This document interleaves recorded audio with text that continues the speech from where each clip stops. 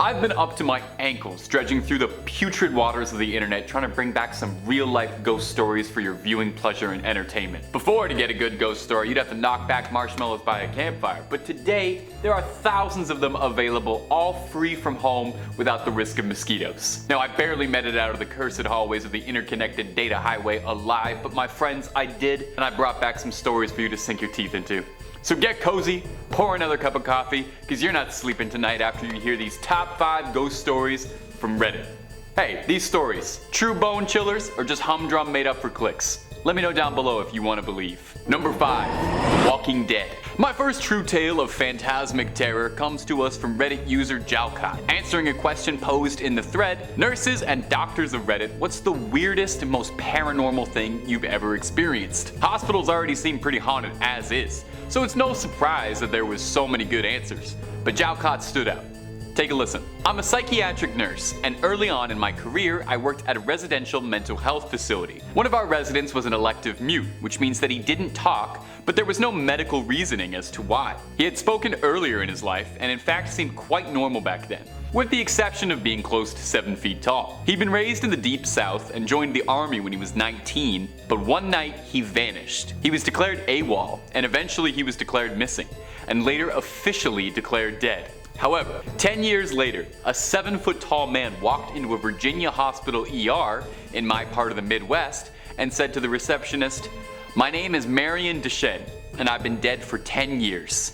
And according to the Redditor, those were the last words he ever spoke to anyone. He had shown up to the hospital covered in dust and wearing an old uniform that he'd been wearing the night he vanished. His social security had not been used at all, and he had no ID on him whatsoever. However, via fingerprints, they were able to identify him. The family was notified, but they said they had already grieved their lost man and that whoever was claiming to be him simply wasn't, and asked to never be contacted again."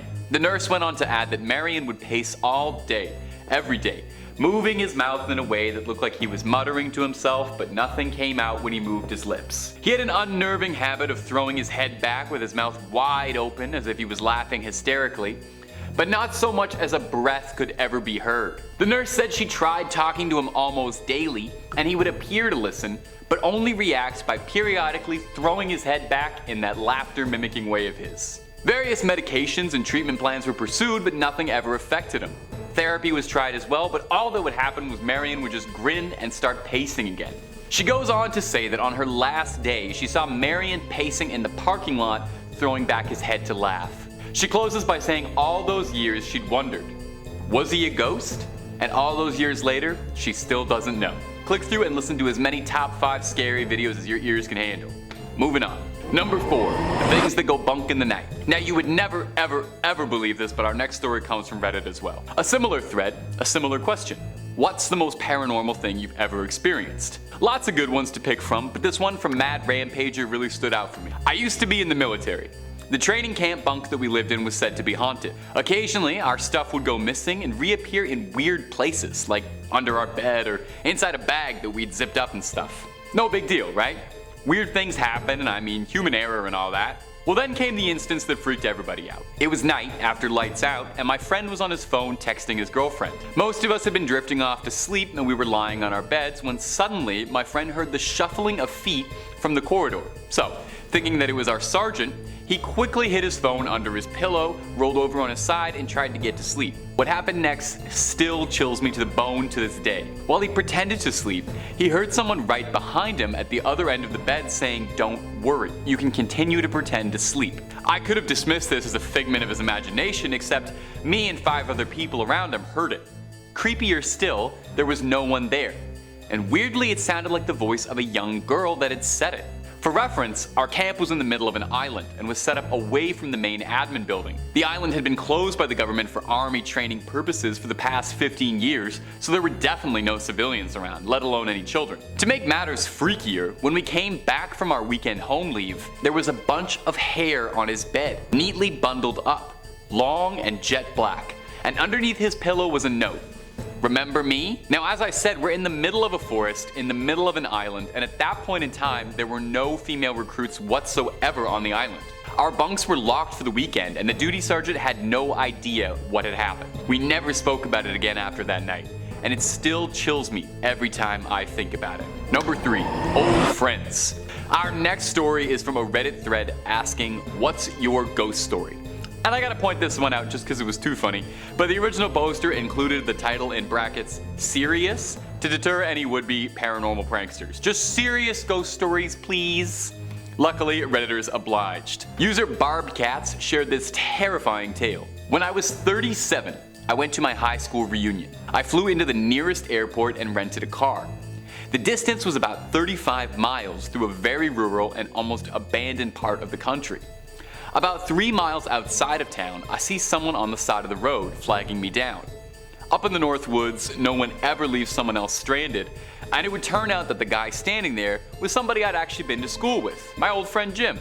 Jim gets in the car and we start talking, catching up. I hadn't seen him in 20 years, but he still looked the same, maybe just a little bit older. We get to town and I ask him if he wants to come to the reunion with me and have a drink. He says no, just take me back home. Jim's parents had lived only a few blocks from my grandmother's, and I turned in that direction, but he said to take him to the part of town that really was just the outskirts, up by the fairground and the cemetery. There was a mobile home park out there, and I figured that must be where he lived. When we reached the end of the turn, he said, just drop me off here. It was nice to see you again, and he walked off into the night.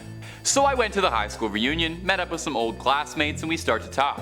Now please understand me here. I am stone cold sober, nor do I ever take anything harder than soda. Tired after a 13-hour flight, but I was completely sober. As we were talking about who was showing up and who wasn't, I mentioned to my old classmate that I just picked Jim up a few miles off east of town and had dropped him up by the fairgrounds. Now for some reason everyone got really quiet. Even the guy belting out karaoke stopped, and my cousin went white as a shirt. Barb. Jim died 8 years ago. Rolled his car. I start to feel really dizzy, and I go out to the car to take some deep breaths and decide whether or not I'm going crazy. And there on the seat was a newspaper printed 8 years ago containing Jim's obituary. I still have that damn paper. Every now and again, I take it out to stare at it, and I still wonder just what the hell happened that night. Number 2, Ghost on the Line. The next story comes to us from a thread asking law enforcement officers of Reddit, what is the creepiest call that you've ever been on? We get a very creepy answer from user Smokey Bonaparte sharing this creepy little tale.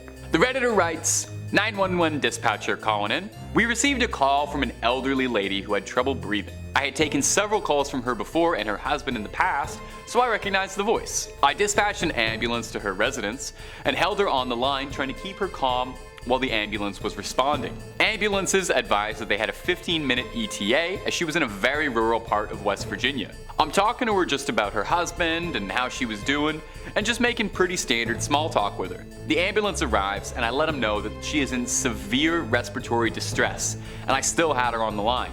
I let her know the ambulance is coming to her door to go answer the door, and she says okay and hangs up the phone. Oh, that's pretty normal, right? Well, here's where it gets very weird. The EMT and paramedic on scene call back about a minute after, and they say that no one is answering the door.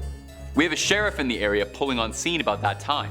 The sheriff unit confirmed the address, and he's breaching the door to make access to the PT.